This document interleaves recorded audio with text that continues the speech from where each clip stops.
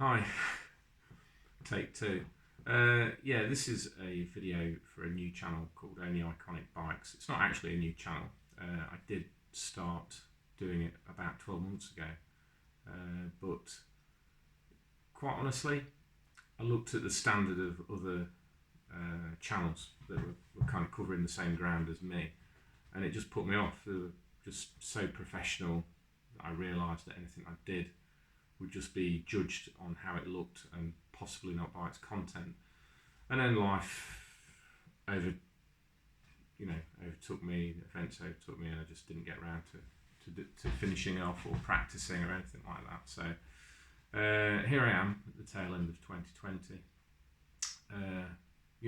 Still wanting to do something on YouTube, but I guess the reasons for wanting to do it changed as the year changed. 2020 changed everything for everyone, I guess. Excuse me, tea is important. Yeah, so I realised that it would be better to leave a record for my ancestors, not ancestors, the ones that follow me, my offspring's offspring, and depending on what you believe in, of course, my ancestors can watch this, so I'm not wrong there. But anyway, yeah. So I often wonder about my old great grandfather and what he was like, and was he like me, that kind of thing. And I just thought it would be interesting to this year, this coming year, 2021, is the year when I'm going to try doing things a little bit differently with cycling. I've done plenty of things so far, but this year, this coming year, I wanted to do something different. So that was that's that. I want to also basically read what I've put as notes, just so that it's got some sort of format, some sort of logical order. Right, so my own business was completely destroyed by COVID. I had a chauffeur business for the last 10 years or so, and it involved driving people to airports, and then people stopped going to airports, so the business died. It's still going, as officially, and there's one or two jobs coming in, rarely, and hopefully things might go back to normal next year. But yeah, just looking at my notes. But I've also, in the meantime, got qualified and doing a new job, and I'm driving lorries, which kind of to cyclists makes me one of the enemy, I guess. But not all lorry drivers are the same, not all cyclists are the same, not all pedestrians are the same. Some dogs bark louder than others. It's a diverse place, isn't it, really? So yeah, I'm a lorry driver, but I don't make a point of running cyclists over, not giving way to people, trying to scare other drivers. I just drive a lorry from one place to another, and that's it. It's what most lorry drivers do. Anyway, without getting into that too much. So let me see what I've got here. One thing about not having a business anymore is I don't have all the financial worries that I had before. Being a chauffeur, you have to use a lot of diesel, and diesel costs money, and it has to be paid for every month, and it's a lot. Especially when you get a few customers that don't pay as quickly as they might. It means that you are out of pocket and struggling, and you've got all your car repairs, you've got car repayments, you've got all that kind of thing to worry about as a small business based in a not financially abundant area of Derbyshire. It's just hard. It's hard work, and that's all gone now. Just go to the depot, pick up a lorry, put my tachograph card in it, and drive slowly to somewhere, drop something off, maybe pick something up, and then drive home again. It's really, really simplified my life. So, and the hours are better as well. But anyway, I don't want to talk about chauffeuring. It's over. So, right, I'm just reading again. Yeah, I mean, my cycling suffered in the lockdown at first. You know, the way it was being portrayed on the news, it was like an airborne Ebola. You know, you went out, fucking died. You know, and then the media was like, oh, somebody who's like 23 has got it, and they were dead healthy, and then they died. You know, and it was all it really got to me. I've never enjoyed the idea of pandemics, and you know, I guess from an early age, I was, you know, it's always been at the back of my mind. It sort of scared me. It scared me. Okay, I watched a film called The Omega Man when I was a kid, way too young, about a global pandemic that kills everybody, and the streets are full of dried up husks of people and all that kind of thing, and it really affected me, and you don't realise how much it does affect you until something like COVID comes along, and then you know, I didn't dare go outside. Simple as that. So I was on turbo trainer most of this year, which is fine because you can do a lot on a turbo trainer. I don't have Zwift or anything like that. I can't afford it. I don't have a smart trainer. I can't afford it. You know, for a decent smart trainer, you can buy a bike like that.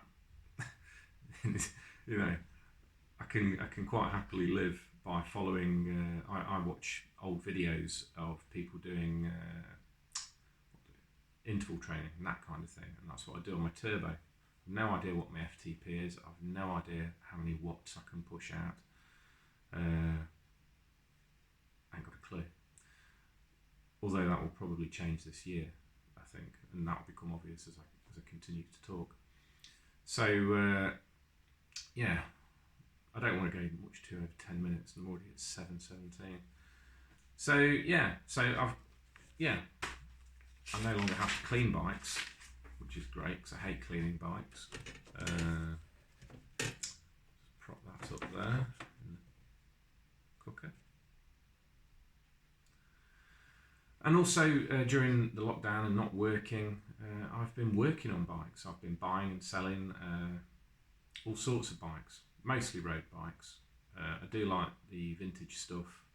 I think modern bikes are just almost like disposable bikes. They, you know, something breaks, you can't fix it, you have to throw it. But like cars, you know, you used to be able to fix cars. You know, you used to see people on Sunday afternoons taking the cylinder head off the Morris Marina and, you know, cleaning the coke out of the head from the poor fuels that were around then and the bad carburation that the vehicle was, you know, and then they'd put it all back together and chap would go to work in it on Monday.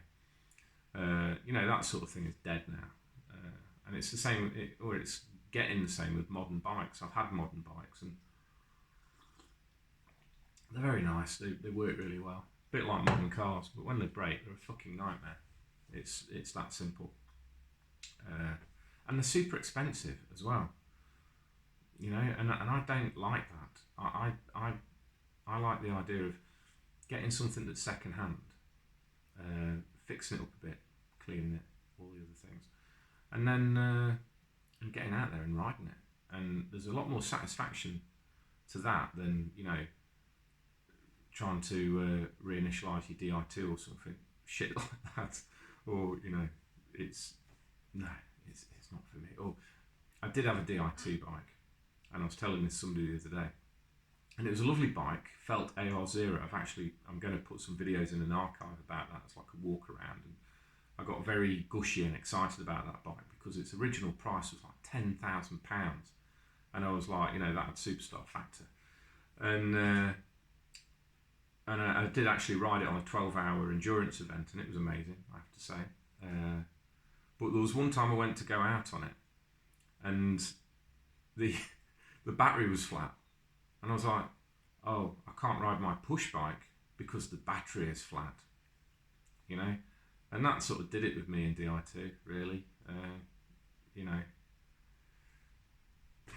So, yeah, I've had it. It's nice. It's good. Very expensive if it breaks. Yeah. So anyway, looking again at my crib sheets. Ba-ba-ba. So yeah, I've written, so really I don't like to think of 2020 as a complete loss. After all, I've indulged my passion for bikes whilst getting qualified for a new COVID-proof career, which is lorry driving. The other thing is that I've written, and I think this is important, I read this verbatim. The channel itself does not exist to promote myself. I don't harbour thoughts of getting headhunted by GCN just so they at least have one ordinary cyclist on their elite staff. No, the main reason for this channel is not vanity, rather it is to record, it is a record of my relative achievements so that future familial generations will not have to wonder. The fuck is that?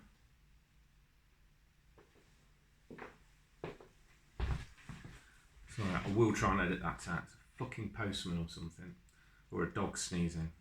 Either way, my family is expected to come back at any moment, and which is another reason why I've struggled to make videos in the past, because my wife just doesn't look at her phone, and then they all just turn up. I've got like 4 kids, and as soon as that happens, forget about having a bike on the table and doing a video. So yeah, blah blah blah blah blah. Yeah, so future generations will not have to wonder in vain. I wonder what great grandpa Watson was like. I think it's important to know where we come from. Right, so that's kind of the introduction cleared, and I know like sneaked into really haven't thought about this properly. Yeah, it's all I've thought about for ages. I'm going to hold it. Right, so for the last 6 years, since I started getting treatment for Hashimoto's disease, which I'll do a video about Hashimoto's disease. It's like one that everybody sort of sniggers at. Hashimoto's disease, it sounds Japanese or something. That's because, not because the disease is Japanese, it's because the chap who discovered it was Japanese, and that's his name. It's not really funny. I wish he was called, Davidson or something like that. It'd be a much more palatable disease, wouldn't it, to Westerners? Oh, Davidson's syndrome or something like that. But no, his name was Hashimoto, so that's what the disease is called. I'll do a video about that separately, because it's a complex condition, and it's really no fun at all. It affects everything you do. It affects how you think. It affects how you feel. It affects how you recover when you've been on one of these things. So yeah, that's a subject by itself. But in the last 6 years since I was diagnosed, my cycling, I used to cycle before, but now it's a passion rather than a hobby. So I've gained professional mechanic qualifications. I've had quite a few bikes, ridden quite a few organised rides, and now find myself looking down both barrels of the Big 50 in November 2021. Yeah, honestly, I know it's difficult to believe that I'm 49, but I am. And I want to attempt something that stands out, in my cycling, actual competition, where I discover just how shit I really am. It's important to me. I think it's important to, is it just men? Is it just women? You want a yardstick, don't you? Something to measure up to. I've done other things. I'm not like dead needy or anything. I've got 4 kids in a house, and I've been, despite the cards that were dealt me, which I could do another video about that. I've done all right, and I'm quite pleased with that. I don't feel. I've met a lot more. Being a chauffeur, you meet a lot of rich people, and I've met a lot more rich people that are way more dissatisfied than me about life. So it's really not just about money. That's absolutely 100% sure in my mind. But yeah, I just want to see how fast I can go on a bike. That's all. In the deep, dark, distant past, sometime in the 1920s, I believe, my family was originally from Northern Ireland, and one of my many uncles, or great uncles, or great great uncles, whatever it be back then, was something of a cyclist and had, a few records, Belfast to Dublin and things like that. I've not found out quite about it yet. It isn't, and it is kind of like I say I did, but it's almost like a rumour. But in some ways, that doesn't really matter. It's just, even if it's not true, it's something to live up to, isn't it? Anyway, what else? What this shite have I written? Yeah, and one of the things that's important to me, being a working class poor person, is doing it on a budget, doing it on fuck all money. You see a lot of cyclist programs, cyclist magazines, and it's fucking bike, $6,000 group set, fucking $3,000 wheels, fucking hundreds, if not thousands of pounds, and it's kind of,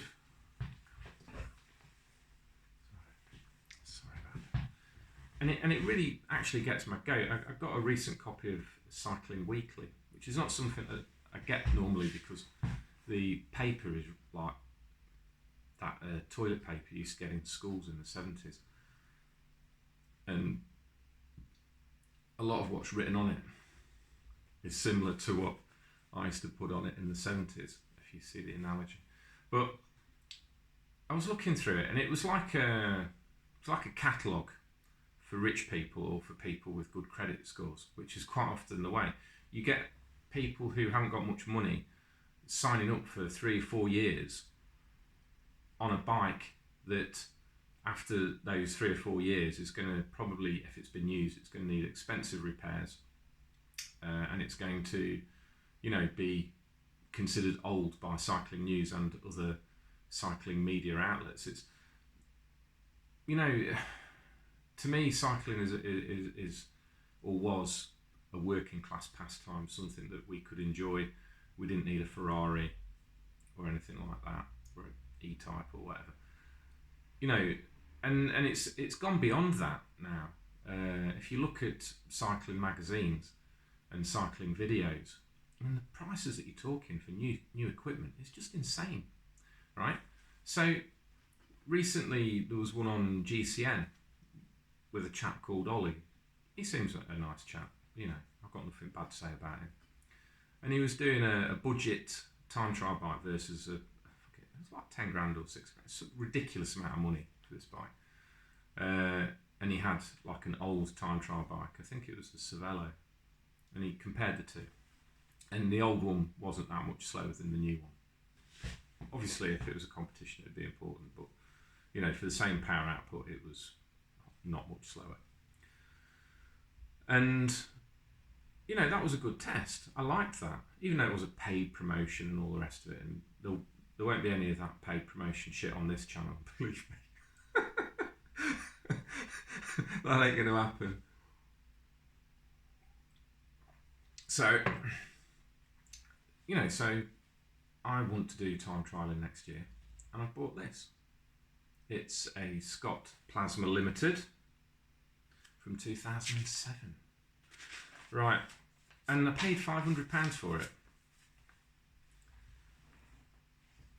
And it came with this as well.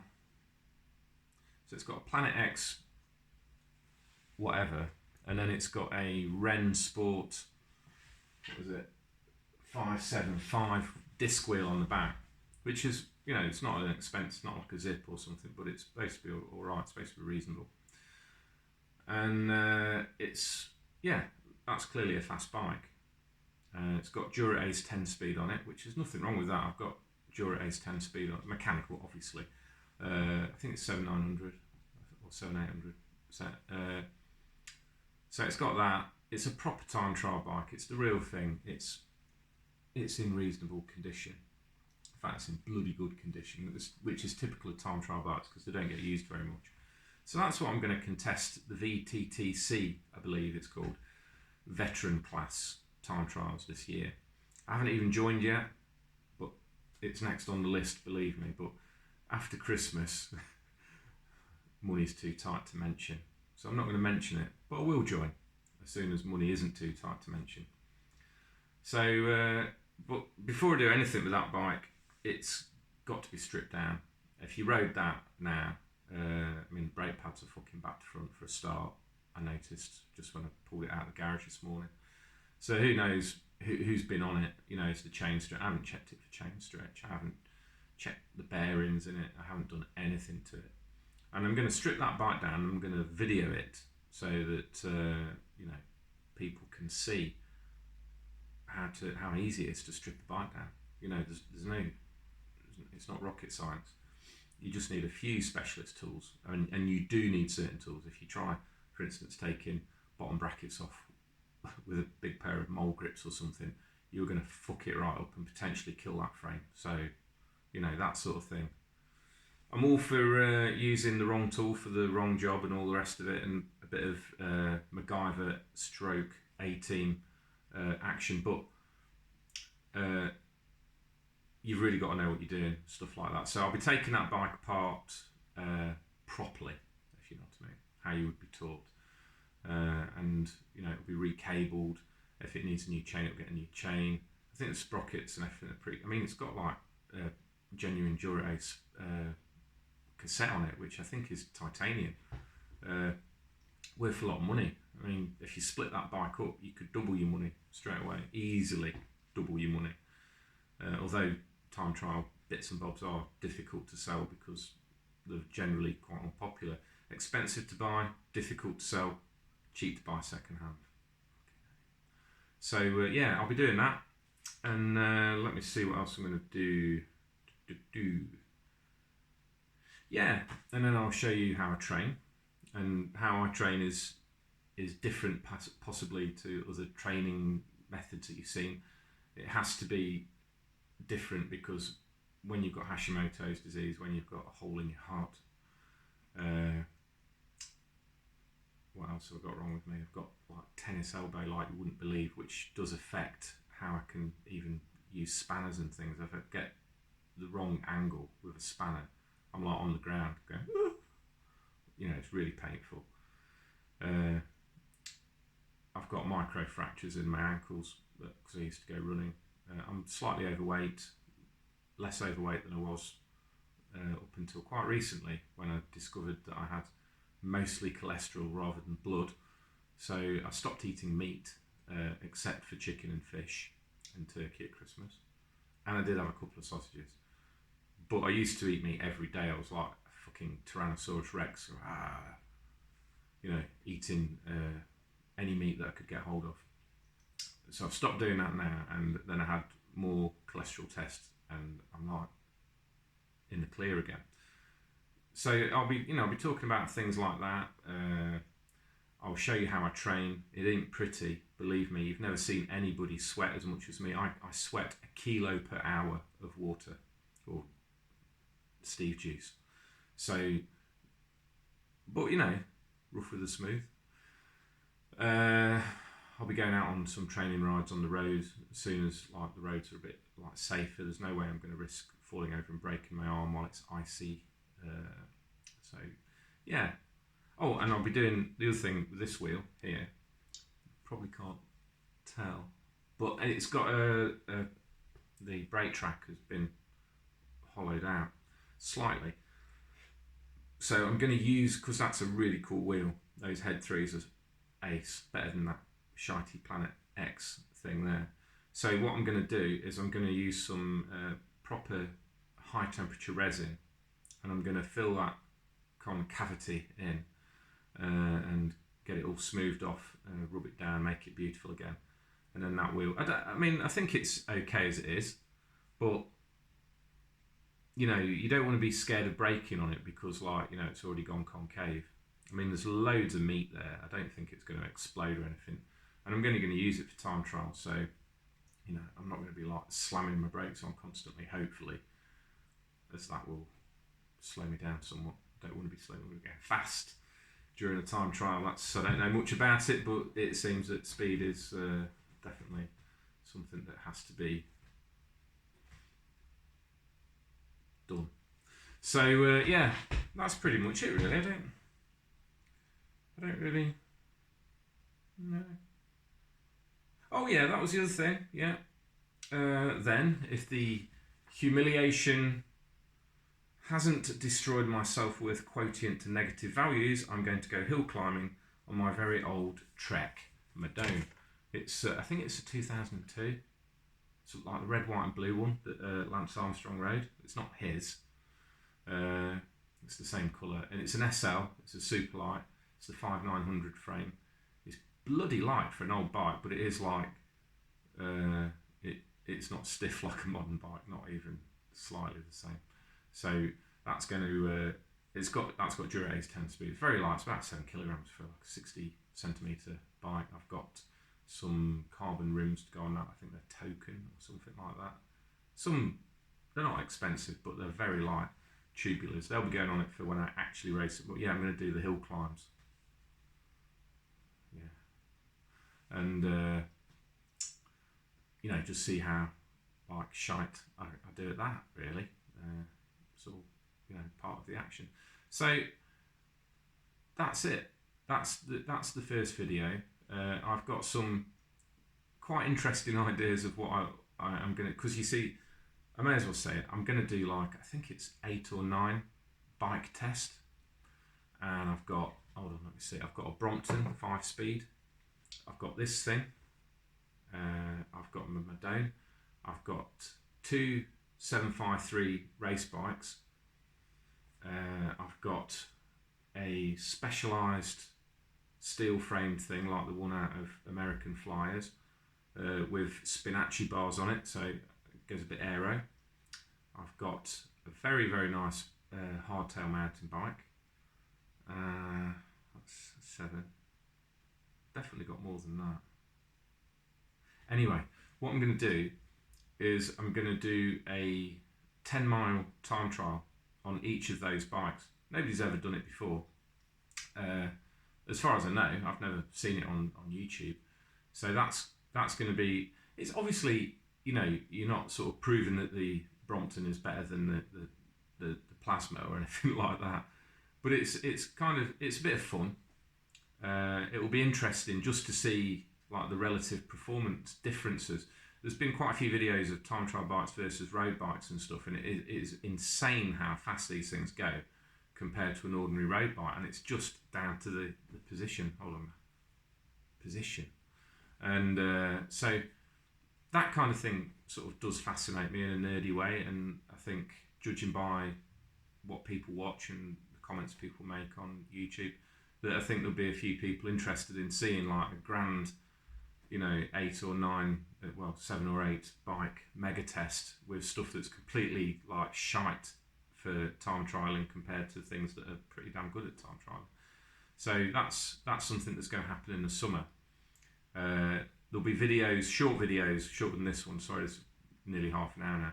But there'll be short videos that cover each bike that's going to be in that competition, and just sort of a walk around and discussing the merits and shortcomings of them. So hopefully I haven't bored you too much. That's nearly half an hour of your life that you've lost. I am sorry. Well, I'm not sorry. You pressed the button, so it's kind of your fault, really, isn't it? But yeah, if you want to watch any more, I promise they'll be shorter. This was kind of a general introduction and various other things, but the next videos will be far more focused on one thing and less rambling, and probably more interesting. So goodbye.